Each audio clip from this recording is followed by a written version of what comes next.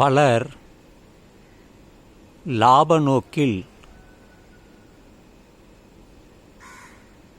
கேடு விளைவிக்கும் செயல்களை செய்து வருகின்றனர். லாப நோக்கில் அதையெல்லாம் கண்கூடாக நாம் பார்த்து வருகிறோம். உதாரணமாக வாழைப்பழம்.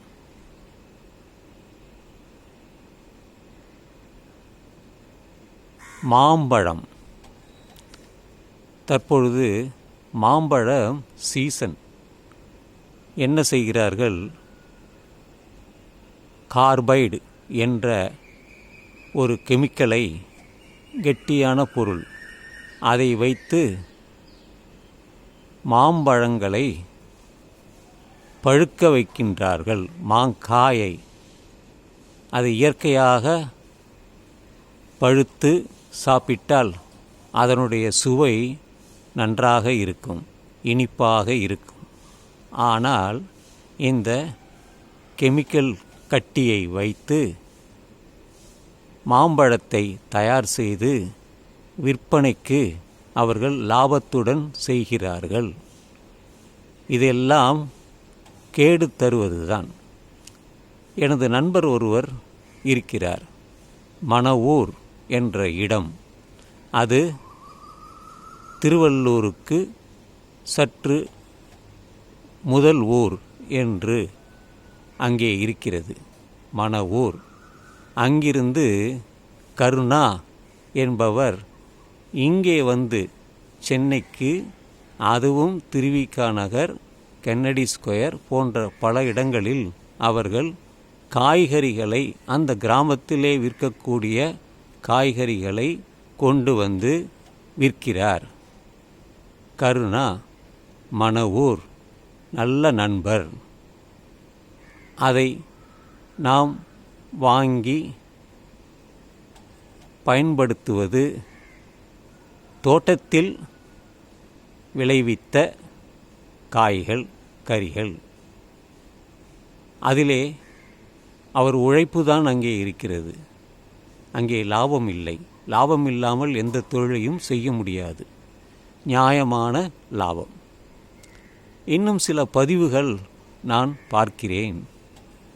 என்னவென்றால், அதுவும் அவர்களும் லாப நோக்கில்தான். கீரைகளை கொண்டு வந்து அதை சாக்கடை நீரில் சுத்தம் செய்து விற்கின்றனர். இதை கண்கூடாகவே ஒருவர் வீடியோ எடுத்து வலைத்தளத்தில் பதிவிட்டுள்ளதை என்னால் பார்க்க முடிந்தது. தண்ணீர் இல்லை என்பதால் எங்கெல்லாம் சாக்கடை நீர் போகிறதோ அந்த தண்ணீரில் சுத்தம் செய்து அவர்கள் விற்கிறார்கள் கீரைகளை. நாம் எல்லாம் கீரையை வாங்கி பயன்படுத்த வேண்டும் என்றால் கொஞ்சம் ஜாக்கிரதையாக யாரிடம் இருந்து வாங்குகிறோம் என்று தெரிந்து வாங்க வேண்டும். இன்னும் சிலர் நான் பார்க்கிறேன், தெரு ஓரங்களில் இருக்கக்கூடிய சில கீரைகளை, செடிகளை அவர்கள் எடுத்து விற்கிறார்கள். அதுவும் சுத்தமாக இருக்காது. இதையெல்லாம் அவர்கள் தெரிந்தோ அல்லது தெரியாமலோ அல்லது லாப நோக்கில் அவர்கள் செய்வது வருத்தமான விஷயம்தான். இருந்தாலும் நாம் தான் அதை கவனித்து நமக்கு தீங்கு விளைவிக்காததை பார்த்து நாம் பொருள்களை வாங்க வேண்டும். அதை நாம் செயல்படுத்த வேண்டும். லாப நோக்கில் செய்கின்றதை நாம் தவிர்க்கலாம். அவர்களிடம் ஊக்குவிக்காமல் நாம் அவர்களை தவிர்க்கலாம்.